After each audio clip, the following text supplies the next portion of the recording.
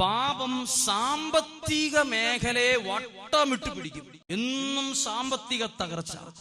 എന്ത് ചെയ്താലും 10 രൂപ ഉയരിയല്ല. ഒരു വ്യക്തിയിൽ പാപത്തിന്റെ ഭരണം ഉണ്ടെങ്കിൽ ആ വ്യക്തിയുടെ സാമ്പത്തിക മേഖലയെ ആ പാപം എന്നും വട്ടമിട്ട് പിടിക്കും.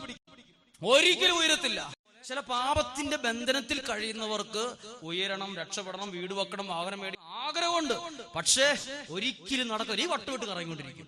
ആദവും ഹവ്വായും പാപം ചെയ്ത ഉടനെ വചനം പഠിപ്പിക്കുന്നത് ഇങ്ങനെയാണ്: നീ കൃഷി ചെയ്യും, എന്നാൽ അത് മുള്ളും മുൾച്ചെടികളും നിനക്കായി മുളപ്പിക്കും. നോക്കിക്കേ, അന്നേരം അത് ബാധിച്ചത് സാമ്പത്തിക മേഖലയാണ്.